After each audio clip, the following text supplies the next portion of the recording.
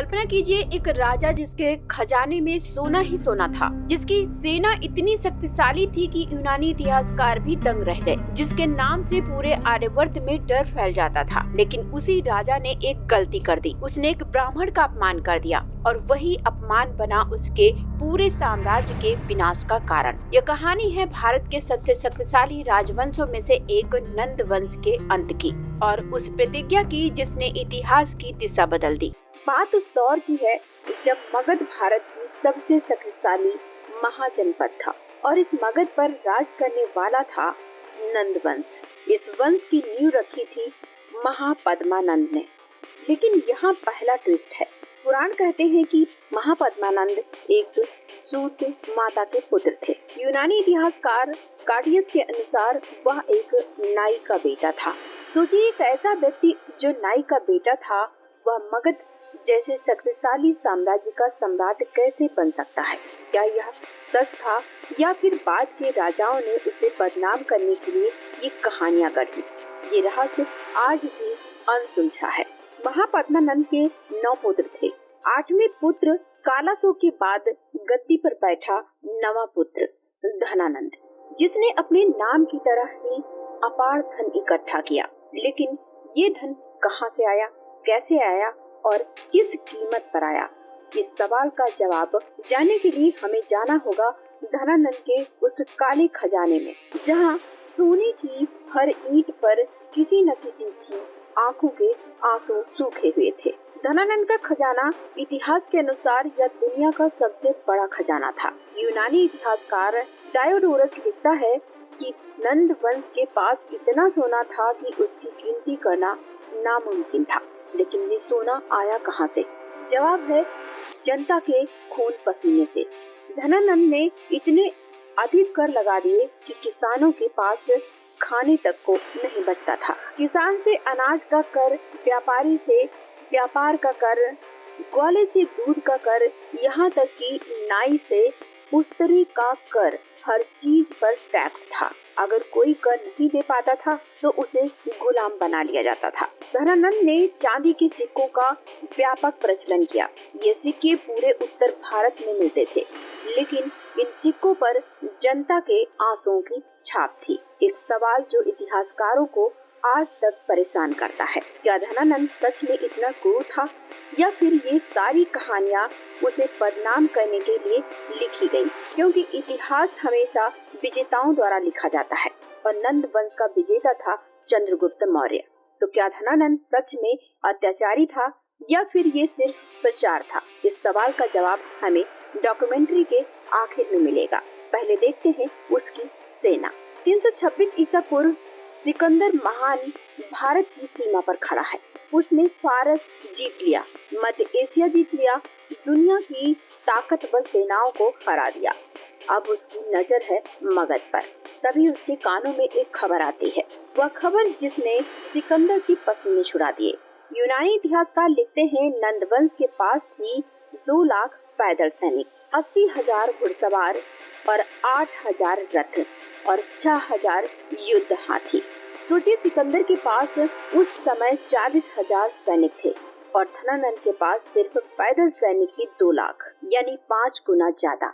जब सिकंदर के सैनिकों को यह सब खबर मिली तो उन्होंने आगे बढ़ने से साफ मना कर दिया। वे डर गए। उन्होंने कहा, हम उन हाथियों से कैसे लड़ेंगे जो पहाड़ों जैसे हैं। और इस तरह धनानंद की सेना ने बिना युद्ध किए ही सिकंदर महान को वापस भेज दिया। यह इतिहास की सबसे बड़ी सेना थी, अजेय सेना। लेकिन इस अजेय सेना का क्या हुआ? इतनी शक्तिशाली सेना होते हुए भी धनानंद कैसे हार गया? जवाब छिपा है उस एक अपमान में। तक्षशिला उस समय का दुनिया का सबसे बड़ा विश्वविद्यालय और वहाँ के सबसे महान विद्वान थे चाणक्य, जिन्हें विष्णुगुप्त और कौटिल्य के नाम से भी जाना जाता है। राजनीति, अर्थशास्त्र, युद्ध कला, धर्म, हर विषय में निपुण। कहा जाता है कि चाणक्य एक यज्ञ में भाग लेने और विद्वानों की सभा में शामिल होने पाटलिपुत्र आए थे। वे धनानंद के दरबार में गए, सोचा कि इस महान साम्राज्य का राजा भी महान होगा। विद्वानों का सम्मान करता होगा। लेकिन जैसे ही चाणक्य दरबार में पहुँचे, धनानंद ने उनके रूप रंग और साधारण वेशभूषा को देखा। उसके घमंडी दिमाग में एक ही बात आई, यह साधारण ब्राह्मण मेरे दरबार में क्या कर रहा है। धनानंद ने न सिर्फ चाणक्य का अपमान किया, बल्कि कुछ कथाओं के अनुसार उसने उन पर फूल या पान फेंकवा कर दरबार से निकलवा दिया। एक विद्वान का, एक ब्राह्मण का इस तरह अपमान, और तभी इतिहास का सबसे बड़ा बदला लेने की प्रतिज्ञा हुई। चाणक्य ने प्रतिज्ञा की, जब तक मैं इस अहंकारी नंद वंश को जड़ से नष्ट नहीं करूंगा, तब तक यह शिखा दोबारा नहीं बांधूंगा। अपमानित होकर लौटते समय चाणक्य की भेंट एक साधारण बच्चे से हुई। वह बच्चा अपने दोस्तों के साथ राजा बनने का खेल खेल रहा था। उसमें असाधारण नेतृत्व क्षमता थी। चाणक्य ने उस बच्चे को गोद लिया, नाम दिया चंद्रगुप्त, और उसे ले गए तक्षशिला। वहाँ उसे हर वो चीज सिखाई जो एक सम्राट को सीखनी चाहिए, राजनीति, युद्ध कला, कूटनीति, शास्त्र। चाणक्य ने चंद्रगुप्त को तैयार किया एक मकसद के लिए, नंद वंश का अंत। चाणक्य ने सबसे पहले उन इलाकों को जीता जो सिकंदर ने छोड़े थे, पंजाब, सिंध। फिर बनाई एक विशाल सेना और फिर कूच मगध की ओर की।